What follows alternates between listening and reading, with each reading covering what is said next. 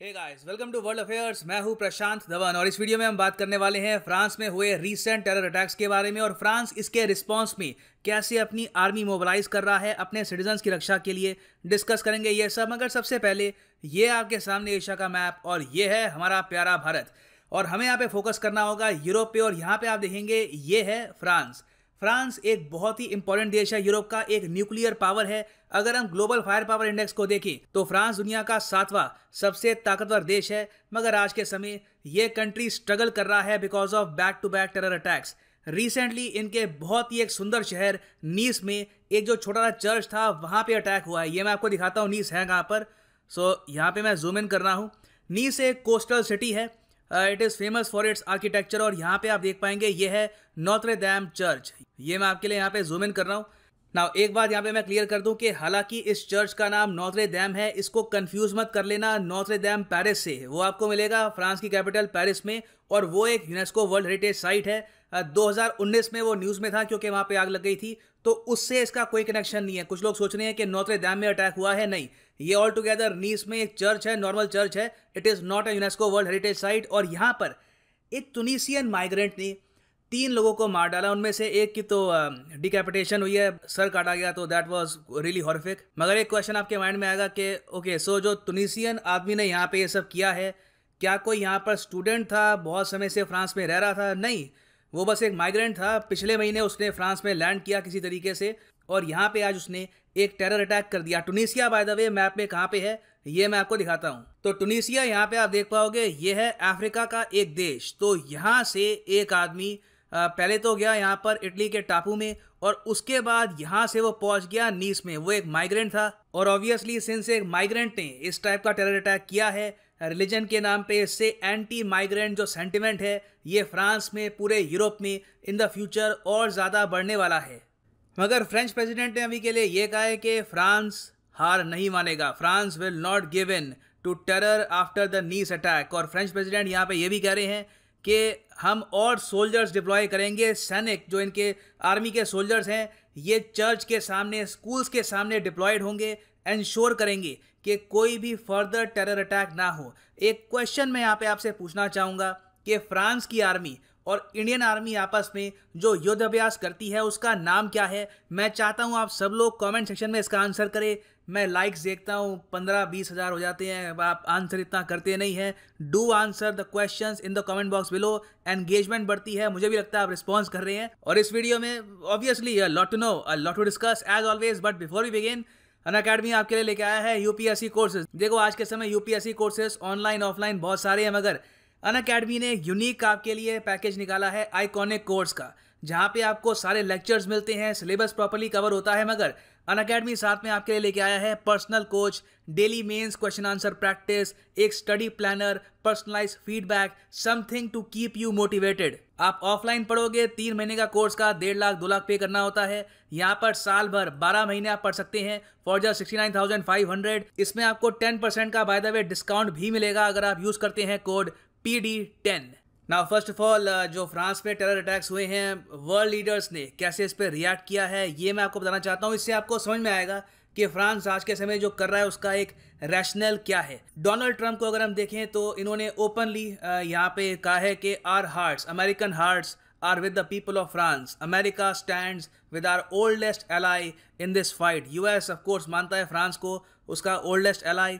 और आगे इन्होंने ये वर्ड्स यूज किए हैं, radical Islamic terrorist attacks must stop immediately, no country France or otherwise can long put up with it. तो डोनाल्ड ट्रंप ने यहाँ पे काफ़ी बोल्ड तरीके से अपना सपोर्ट जाहिर किया है फॉर फ्रांस। मोदी जी ने भी यहाँ पे आप देखेंगे ट्वीट करी है, ये कह रही हैं कि I strongly condemn the recent terror attacks in France including today's heinous attack in Nice. तो ये यहाँ पर कह रहे हैं कि इससे पहले जो टीचर की बेहेडिंग हुई है वो भी एक टाइप का टेरर अटैक है, और जो यहाँ पर नीस में हुआ है चर्च में ये भी एक टेरर अटैक है। Our deepest and heartfelt condolences to the families of the victims and the people of France. India stands with France in the fight against terrorism. इससे पहले मैं आपको बता दूं कि इंडिया अकेला देश था जो फ्रेंच प्रेसिडेंट इमानुएल मैक्रों के बचाव में आया था ओपनली ऑफिशियली, और उसका ऑब्वियसली इनडायरेक्ट निशाना था टर्की के प्रेसिडेंट एर्दोगान की तरफ, जिन्होंने रिसेंटली कहा था कि फ्रेंच प्रेसिडेंट को दिमागी चेकअप कराना चाहिए क्योंकि उनकी जो स्टेटमेंट्स है regarding the religion of Islam ये बहुत गलत हैं। नाउ आगे अगर हम देखें तो Australian prime minister Scott Morrison ने भी फ्रांस को सपोर्ट दिया है।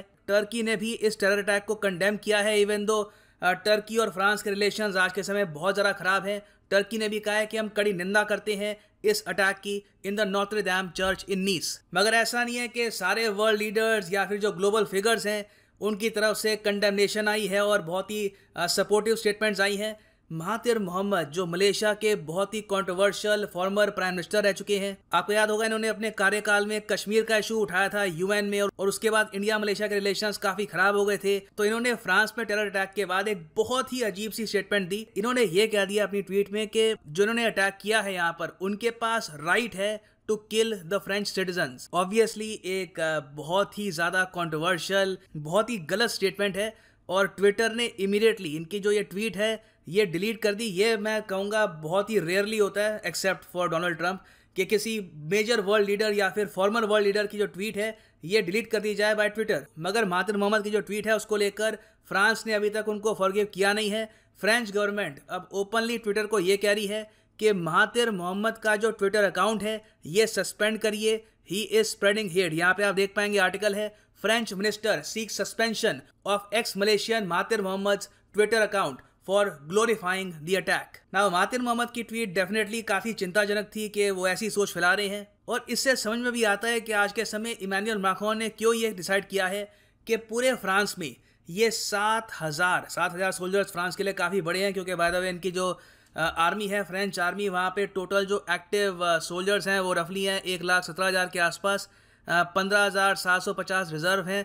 फ्रांस की by the way overseas territories दुनिया भर में है, Indian ocean, south America, Pacific ocean, तो वहाँ पे इनकी आर्मी डिप्लॉयड रहती है। तो काफ़ी स्ट्रेच्ड आर्मी ऑलरेडी है। तो उसमें से अब ये 7,000 जो अपने सोल्जर्स हैं ये अपने स्कूल्स के सामने, चर्चेस के सामने डिप्लॉयड रखेंगे इन केस जो टूनिसियन नेशनल ने अटैक किया है वैसा कोई अटैक इन द फ्यूचर करने की कोशिश करता है। तो यहाँ पे जो आप दृश्य देख रहे हैं, चर्च के सामने 2 सोल्जर्स यहाँ पे खड़े हैं, इस टाइप के दृश्य फ्रांस में बहुत ही कॉमन होने वाले हैं in the coming few months. और इस सब के अलावा फ्रांस आज के समय highest state of terror alert पे है, और इसका एक प्रॉपर रीजन भी है। पिछले आप 4-5 साल देखें, फ्रांस में ऑलमोस्ट हर साल रेगुलरली किसी ना किसी टाइप का टेरर अटैक हुआ है। फ्रांस में फॉर्चुनेटली गन्स इजीली अवेलेबल है नहीं कंपेयर टू यूएस, तो यहाँ पे ज़्यादातर जो अटैक्स हैं ये नाइफ अटैक्स हुए हैं। रेडिकल फंडामेंटलिस्ट काफ़ी बार चाकू या फिर किसी भी शार्प ऑब्जेक्ट या फिर इवन ट्रक्स या व्हीकल्स अगर उनको मिलते हैं उससे लोगों को अटैक करते हैं। रिसेंटली आप अगर देखो सितंबर महीने में, सिर्फ 1 महीने पहले, तो 2 लोग इंजर हुए थे स्टैबिंग की वजह से outside the headquarters of French satirical magazine Charlie Hebdo. तो फ्रेंच प्रेसिडेंट पे आज के समय काफ़ी बड़ी एक जिम्मेदारी है कि ये इंश्योर करें कि फ्रांस के सिटीजन सेफ रहें। नाउ इसका एक बड़ा रीज़न ये भी है, फ्रांस के इलेक्शन धीरे धीरे नज़दीक आ रहे हैं। मैक्रोन अपनी कुर्सी के लिए इलेक्शन लड़ेंगे 2022 में, जो ज़रा दूर है नहीं। और इनके लिए सबसे बड़ी प्रॉब्लम यहाँ पर यह है कि इनकी डिसअप्रूवल रेटिंग काफ़ी हाई है। मतलब कि इस वक्त फ्रांस में जो इस वक्त वहाँ पे सर्वे किया गया है, लोगों से पूछा गया है उनका ओपिनियन, वो ज़्यादा सेटिस्फाइड है नहीं विद मैक्रोन। तो इनको या तो अपनी पॉलिटिक्स में कुछ चेंज लाना होगा, कोई नए इश्यूज रेज करने होंगे, या फिर इंश्योर करना होगा कि कोविड-19 से और इस टाइप के टेरर अटैक से इनके सिटीजन सेफ रहें, जो एक बहुत ही मुश्किल काम होने वाला है। It will be an uphill task for Emmanuel Macron, क्योंकि ऑलरेडी आप अगर देखो तो जो इनकी पॉलिटिकल पार्टी है जिसका नाम यहाँ पे लिखा हुआ है, फ्रेंच में है तो मैं प्रोनाउंस नहीं करूँगा, LREM इसकी एक शॉर्ट फॉर्म है। रिसेंटली जो लोकल पोल्स थे वहाँ पर भी इनकी पॉलिटिकल पार्टी हार गई थी। जो फ्रांस की नेशनल असेंबली है वहाँ पर ये एब्सोल्यूट मेजॉरिटी हार चुकी है। तो फ्रेंच प्रेसिडेंट आज के समय काफ़ी हद तक कॉर्नर्ड है। और आप अगर ग्लोबली कोविड-19 के केसेस देखेंगे तो यहाँ पर आपको दिखेगा फ्रांस धीरे धीरे अब टॉप 4 की तरफ बढ़ रहा है। यहाँ पे नंबर्स लगातार बढ़ रहे हैं। फ्रांस ऑलरेडी 5th स्पॉट पे आ चुका है, रशिया से इतना पीछे है नहीं। इंडिया यूएस से खैर अभी काफ़ी पीछे है, टाइम लगेगा, मगर डेफिनेटली पॉसिबिलिटी है कि रशिया को पीछे छोड़कर फ्रांस बन सकता है the 4th worst hit country from covid cases. तो इससे आप समझ गए होंगे कि इमैनुअल मैक्रोन पे काफ़ी प्रेशर है and he will have to deliver, अगर वो चाहते हैं कि आगे भी वो फ्रांस के प्रेसिडेंट बने रहें। सो ये था complete analysis of this topic from every aspect. उम्मीद करता हूँ आपको काफ़ी कुछ जानने को मिला होगा। Thanks for listening and as always God bless you all.